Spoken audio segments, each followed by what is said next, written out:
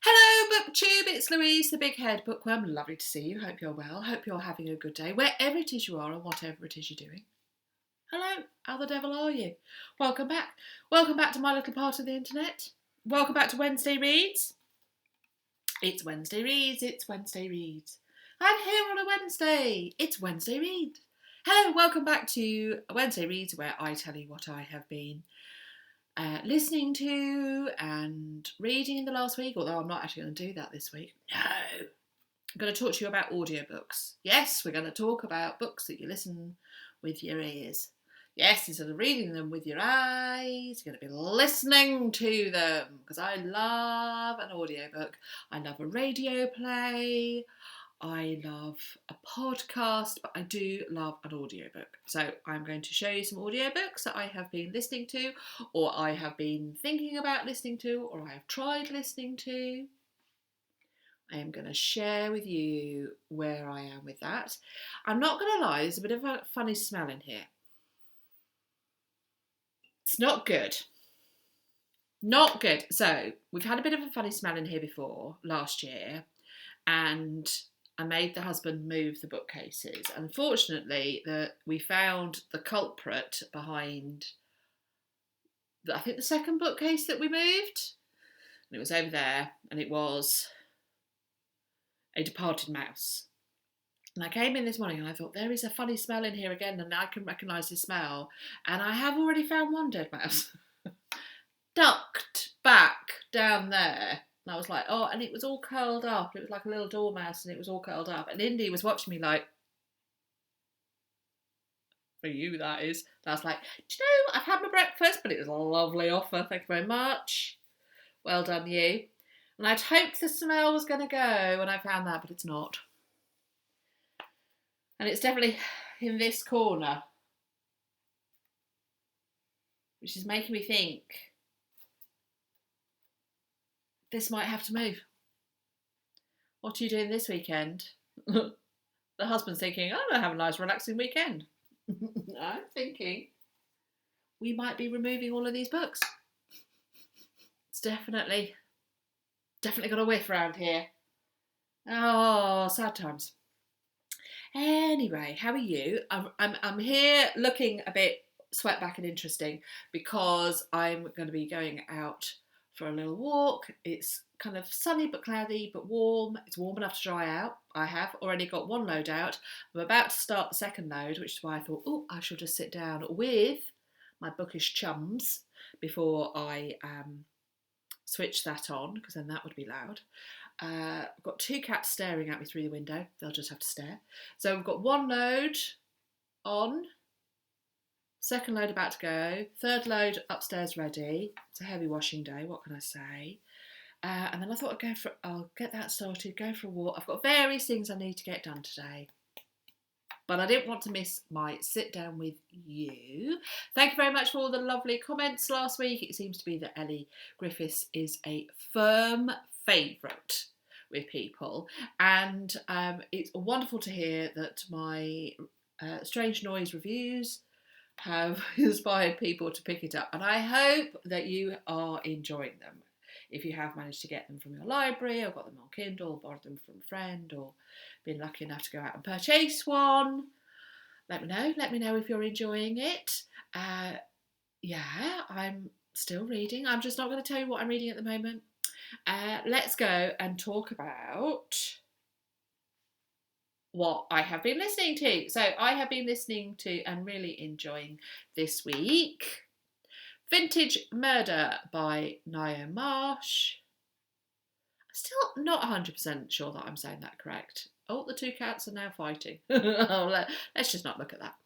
Yeah, so Ngaio Marsh, Vintage Cat, I was going to say Vintage Murder. So, I am enjoying this. It is narrated by, I want to say James Marsh. I'm going to say James Marsh. I'll put it in the drop. Everything that I talk about, I will leave in the description box below, so you don't need to worry about that. I am enjoying this.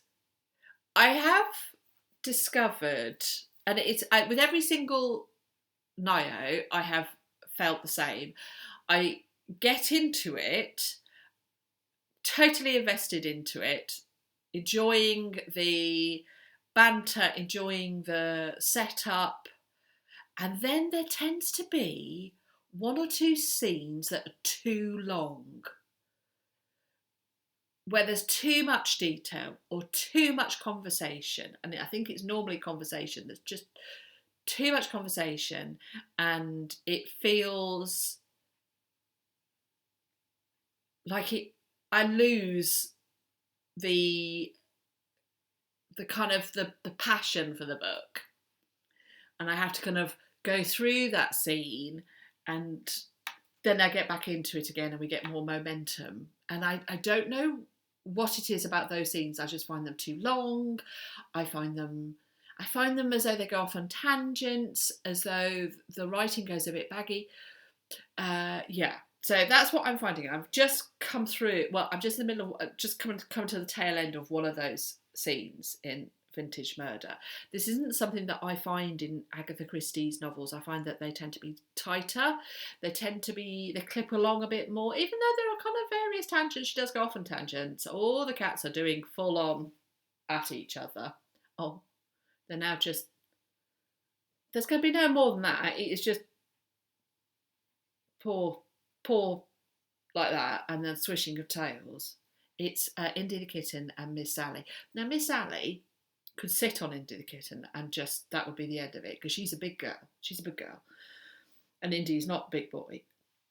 But he's a bit more feisty. Oh, she's sitting up a bit more now. And Indy's going like that. Oh, he's doing ever so slightly submissive cat, and she's like, you. Oh, yeah, he's given up. He's going down into loaf position. Oh, he's rolling over. And tail is slowing down, but she still looks annoyed. Yeah, he's given up. He said, you are the madam. And she's like, yes, I am. You better believe that. She's losing so much hair at the moment.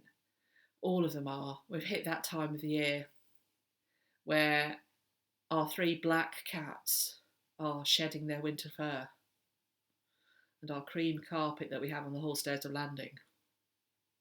Grim.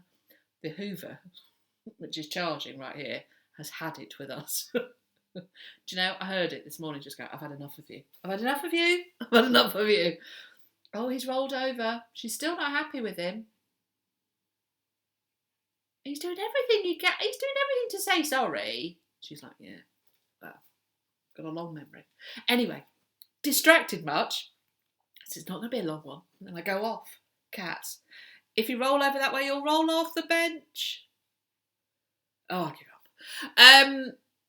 So this one is the fourth, one of those.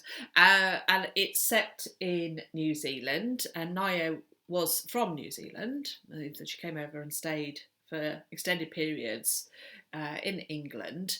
However, she was New Zealand born and bred. And it's set within a company of a repertory travelling theatre group. That's all I'll say. It's good, but I'm just in that scene, as always, that I find is too long and, irritates me. So, However, I will get through that one. This is a new one that I have downloaded, as you can see. Introduction, I have got no further than that. It's The Delphi Murders, The Quest to Find the Man on the Bridge by Nick Edwards with Brian Whitney. So Nick Edwards is one of the 2 people who does True Crime Garage. Did I say that right? True Crime Garage? Have I just made that up? Dum dum dum dum dum. Sorry, I'm going to have to look it up because I said that and then it doesn't sound right. Yeah, True Crime Garage. So he's the colonel, so it's the colonel and the captain. Nick Edwards is the colonel. They're not really colonels and captains. It's their nicknames. I really like True Crime Garage. I really like Nick Edwards. This is his first book. And I wanted to support him because I really like the podcast. I listen to their episodes all the time. They have since the beginning of the Delphi murders. The Delphi murders were two teenagers who, it was a snow day, and in Delphi, Indiana, I think so, Delphi, Indiana, and there were two girls, Libby German and I can't remember the name of the second one. It's a shame, isn't it? It was a snow day, and they said to their respective caregivers and parents, is it all right if we go for a walk on this hiking bit? You cross this bridge. And so they were dropped off. One of Libby's older sister dropped them off, and they were going to be picked up by Libby's dad about an hour and a half later. When he went to pick them up, he couldn't find them. They raised the alarm like immediately, and unfortunately they were found not far from this bridge in the area where they'd been hiking, where there are these trails. They were found, unfortunately, dead, and obviously it was foul play. Somebody has been arrested and charged with the murder of them now, and this was like 5 years ago it happened, and somebody was arrested and charged last year for the Delphi murders. Libby actually recorded this chap walking towards her, and he was known as the man on the bridge, and he was thought to be the killer. So this is a book by Nick Edwards, looking into that. I started listening to it. You can see 2 minutes 56 seconds into it. The narrator is not Nick, and that's a shame, because I thought if Nick was I was expecting it to be Nick to narrate it, and it's not, and that threw me a little bit. And I'm not sure about the narrator's voice, but I will go into that. So if you're into the Delphi murders, that's that book out. It's actually out as a physical copy as well. And maybe that would have been better for me, because I'm not sure about this narrator, but I will give it a go. Sometimes narrators can take me a little bit of time to get into, but then I get into them fine. I saw this was on special offer on Audible, Robert Harris Selling Hitler. This is about the Hitler diaries. I don't know if this is a fictional retelling of the Hitler diaries, or if this is fact. So it's either fiction or not. It's either fiction or non-fiction. Yes. Well done, Louise. Thank you. So I'm not sure whether it is fiction or non-fiction. However, I enjoy Robert Harris as an author, and it's a lovely 12 hours long, so that nearly 13 hours long, so that will be a good one. This was a book that I picked up ages ago, and actually was going to talk to you about it, and never got any further than that, because I came to a bit of a screeching halt with it. So this is Trailed, One Woman's Quest to Solve the Shenandoah Murders by Kathryn Miles, author of Quakeland. So I heard about this on a podcast, and I thought this sounds really interesting. So there's two ladies were hiking, experienced hikers. In fact, they were trail leaders. It was their job to take people on hikes. So there were these two ladies who were a couple. I don't know if they were married, but they were definitely together. Went and hiked into this remote area, but they were experienced at doing that, and were found the next day. Unfortunately, they had been murdered in a very horrific manner. And it was like the fact it was so remote. It was so remote that it would suggest that somebody trailed them or stalked them. It is incredibly unlikely that whoever murdered them would have stumbled across them. It's suspected that they were stalked and followed. So this is about that amazing murder, and about this woman to solve it. Now, the premise behind this is that it is not an isolated case. So it is thought to be an isolated case, but her supposition is that it is not an isolated case and that there is actually a serial killer who does do this and that there have been other incidents, and she puts them together. So I know something about it, having heard about it on the podcast. Interesting topics, sound fascinating. I'm only on the 3rd chapter. The narrator's good. What stopped me was there was quite a lot of discussion about male violence towards women, and it got a bit much. And I think sometimes you have to be the gatekeeper of your own experience, and you have to be the person that says, this is good, noble, well done, but I'm not wanting to listen to this at the moment. It's something that I probably will come back to because I'm interested in hearing what they've got to say. It felt a bit relentless for me, and I think sometimes you've just got to... I feel sometimes it's fine to push through something and sit with the uncomfortable feeling, because everything can't be happy and jolly and cosy and comfy all the time. And actually it's good to be uncomfortable and be moved and learn, and you can learn about your discomfort and, you know, what that means for you as a person, and you can grow in that period. But there are other times when you just think, actually this is not where I'm not in the right frame of mind, I'm not in the right time, there's too much other things going on. That means I don't actually need that kind of growth at the moment. And that's how I feel at the moment. That's not what I want to do. This is the podcast that I heard about it on. It's on Crime Analyst, which I listen to most weeks. No, not every week. There are some times that she talks about... It's Laura Richards is the host of Crime Analyst. It's her. She also has a YouTube channel. She's also part of the Real Crime Profile podcast with Jim Clementi. So she's an experienced New Scotland Yard detective, and she does an awful lot about domestic abuse and domestic crimes and violence against women. So she's interested in that. She's actually analysing the Murdoch murders at the moment, which, yep, still there, still listening to, still thinking about, still watching things about. So I'm listening to her at the moment. I'm enjoying that one. She does these very long, complicated series. She did one on... She started with on the Yorkshire. She doesn't like the... she's very careful not to... She doesn't believe in glamorising... Oops, sorry, I kicked you there. Glamorising the perpetrator. She's very much like it should be victim focused. And so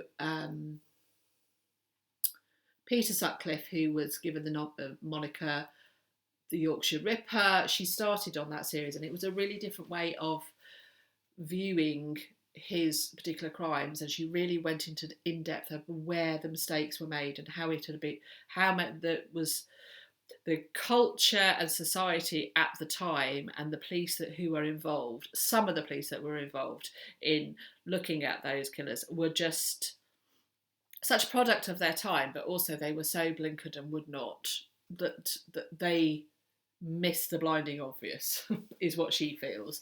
So she has looked at cases in that way. She also looked at the Sophie Toscan de Plantier case in West Cork. She did a long series of podcasts about that.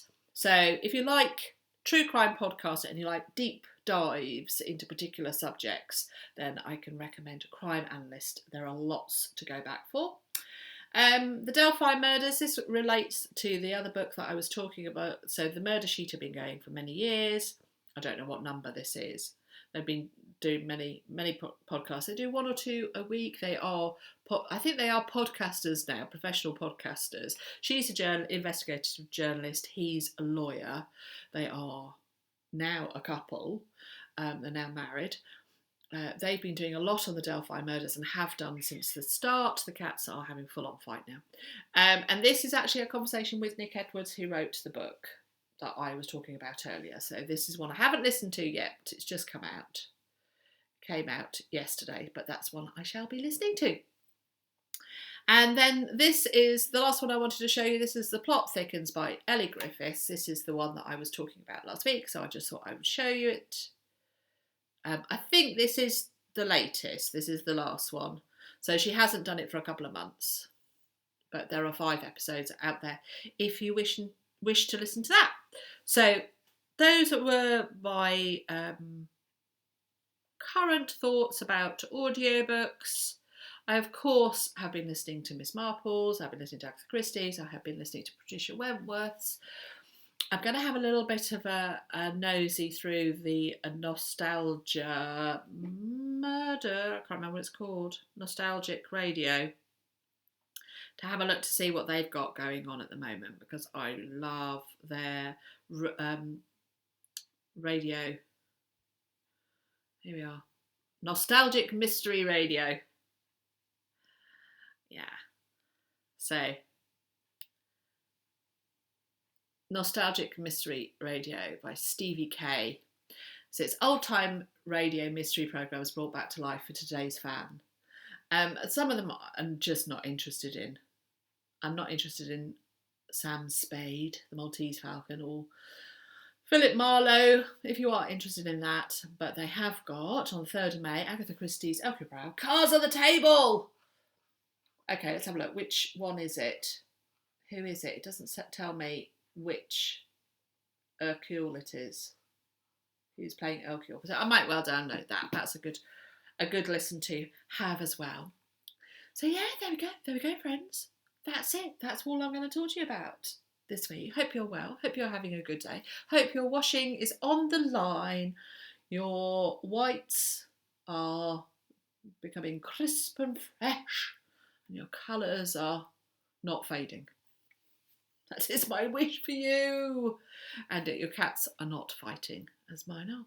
And you don't have a slightly funny smell in the room. Yes. So this has been lovely.